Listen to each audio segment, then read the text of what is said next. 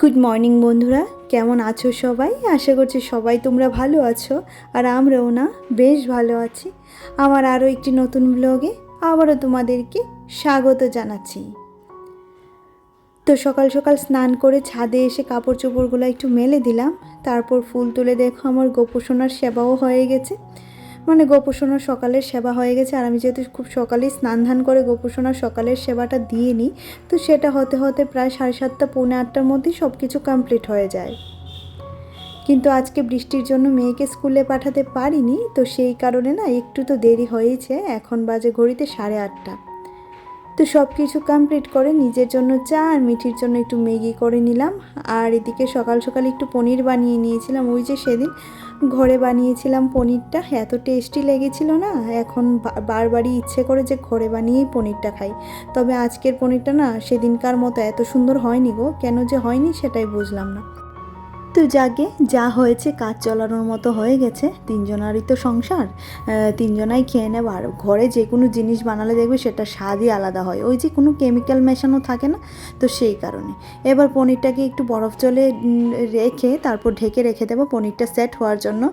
আর এই সুযোগে দেখো ঘরের বিছানাটা একটু তুলে নিচ্ছি, যেহেতু মেয়ে স্কুলে যায়নি তো সে একটু দেরি করে উঠেছে। তো ঘরে বিছানাটা তুলে ঘরটা একটু ঝাড়ু দিয়ে নেব, কারণ আমার যেহেতু আগের দিন রাত্রেবেলা ঘর মুছে রেখে দিই, তো পরের দিন সকালে আর ঘর মোছার ঝামেলাটা থাকে না। শুধুমাত্র ঠাকুরের ঘরটা একটু মুছে, মানে সামনের ঘরটা মুছে পুজোটা দিয়ে নিই। তো আবার সেই বিকেলবেলা ঘর মুছবো, কারণ প্রত্যেকটা কাজ না এভাবে গুছিয়ে গুছিয়ে বুঝে শুনে করতে হয়, কারণ সবটাই যেহেতু একাই করি কোনো হেল্পিং হ্যান্ড ছাড়া, তো সেই কারণে একটু বুঝে শুনে করলে নিজের জন্যও সময় পাওয়া যায়, বেশ কাজগুলোও খুব তাড়াতাড়ি হয়ে যায়।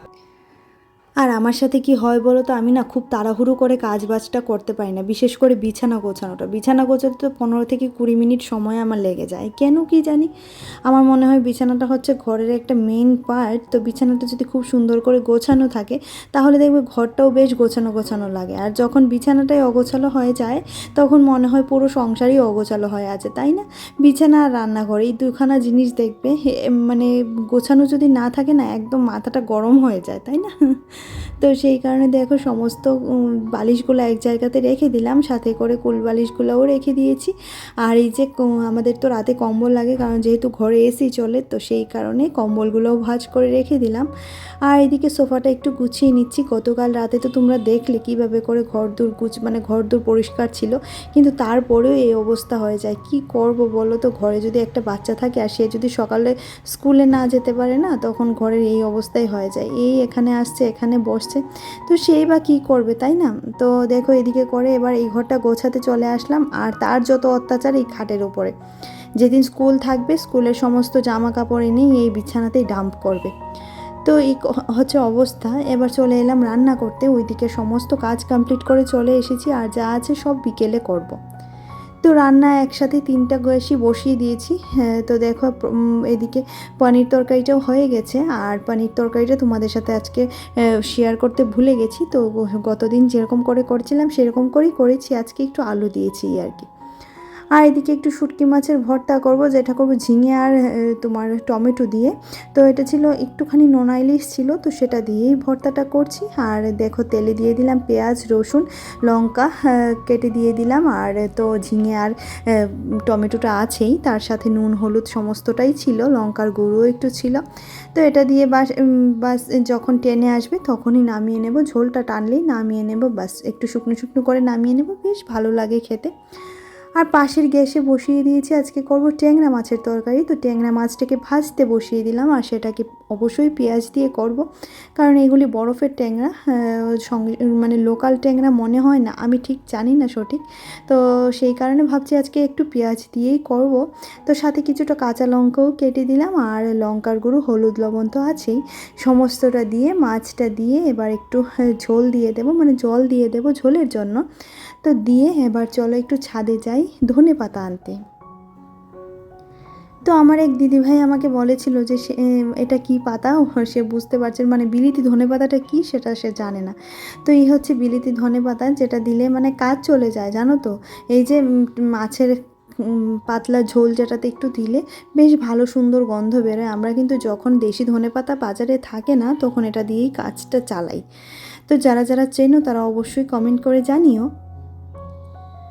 আর এদিকে এবার এটা কেটে দিয়ে দিচ্ছি। আর আমার একটা বদভ্যাস, এই যে কড়ার উপরে হাত রেখে এভাবে কেটে কেটে দিচ্ছি, কিন্তু প্লিজ কেউ এরকমভাবে করো না। আমার কিন্তু হাতে প্রচণ্ড গরম লাগছে, কিন্তু ওই যে তাড়াহুড়োর জন্যই আমি এটা করি।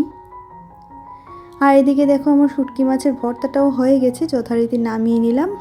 তো দেখো তো কেমন হয়েছে দেখতেও বেশ ভালো হয়েছে, খেতেও কিন্তু বেশ ভালো হয়েছে। তো চলো এবার তরকারিটাও নামিয়ে নিই, যেহেতু এটা হয়ে গেছে। আর মিঠি একমাত্র এই মাছের ঝোলটা দিয়েই ভাত খাবে, কারণ আর একটু পনির দিয়ে খাবে, কারণ শুটকি মাছ সে খেতে চায় না, মেয়ে একদমই পছন্দ করে না। তো সেই কারণে মেয়েকে দিতেও পারি না। বড় বিশেষ একটা পছন্দ করে না, তবে নোনা ইলিশটা হলে একটুখানি খায়। তবে আমার জন্য আবার এনে দেয়। ওই যে বলে না যে সে খাবে না আমার জন্য এনে দেবে না, ওই রকমের নয় জানো তো। সে মানে আমি যেটা ভালোবাসি সেটা কিন্তু আমাকে এনে দেয়। একবার বললেই শুধু হয়ে যায়, কারণ যেটা ভালোবাসে না সেটাকে দেখবে বাজার থেকে আনতে কিন্তু অনেক সময় ভুলে যায়, তাই না? তো ওকে একটু মনে করিয়ে দিলে সে আবার জিনিসটা নিয়ে আসে। তারপর এদিকে দেখো বাসনপত্র সমস্তটা মাঝামাঝি হয়ে যাচ্ছে, কিছুটা তো রান্নার ফাঁকেই করে নিই, সমস্তটা তো আর দেখানো সম্ভব হয় না। আর কিছুটা রয়েছিল সেটাও করে নিলাম। এবার এই মশলার যে কৌটোটা সেটা আমি ভালো করে একটু ভিম লিকুইড দিয়ে ধুয়ে নিচ্ছি। তারপর এটাতে রাত্রেবেলা একটু মশলাটা মানে ঢেলে রাখবো। না হলে কি হয় বলো তো, রাত্রেবেলা যদি মানে এই হাতের কাছে মশলা না থাকলে না রান্নার কাজে অনেকটাই সমস্যা হয়ে যায়। আর এটা বহুদিন পর খালি হয়েছে বলতে পারো। হ্যাঁ, আর কিছুটা মশলা ছিল সেটা কৌটোতে মানে বাটিতে রেখে দিয়েছি, রেখে এবার ধুয়ে নিচ্ছি। আর এটা কিছুদিন পর আমি ধুয়ে নিই, ওই 1 মাস পরেই আমি ভালো করে ধুয়ে নেওয়ার চেষ্টা করি।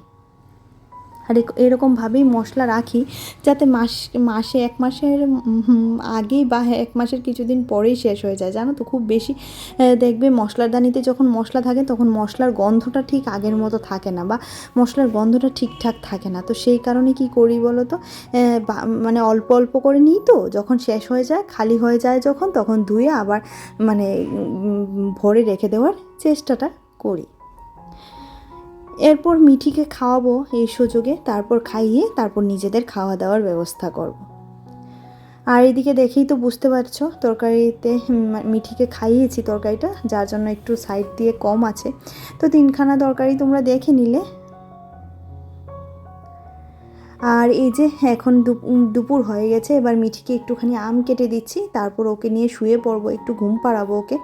কারণ না ঘুমালে না সন্ধ্যাবেলা পড়তে পারে না, মানে পড়তে চায় না, জানো তো। এত দুষ্ট হয়েছে না, বলে আমার ঘুম পেয়ে গেছে, পড়তে বসলেই বলবে ঘুম পেয়ে গেছে মা, এখন পড়বো না। তো এই হচ্ছে অবস্থা।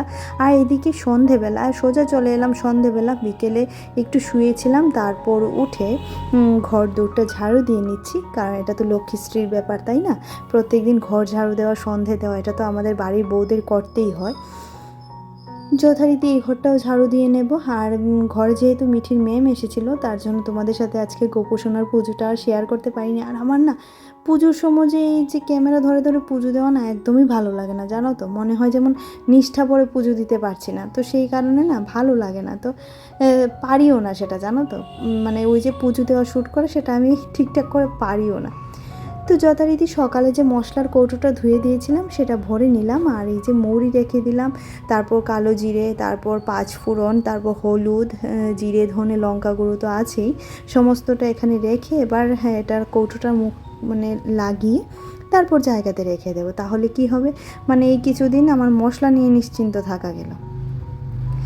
আর আজকে যত সময় খেয়েছে আমার এই কাঁঠালের দানাগুলো, জানো তো। কাঁঠালের দানাগুলো কাটতে না 1.5 ঘন্টা সময় লেগেছে। এটা কালকে মাছের মাথা দিয়ে রান্না করব, সেই কারণেই এটা কেটেছি আর কি।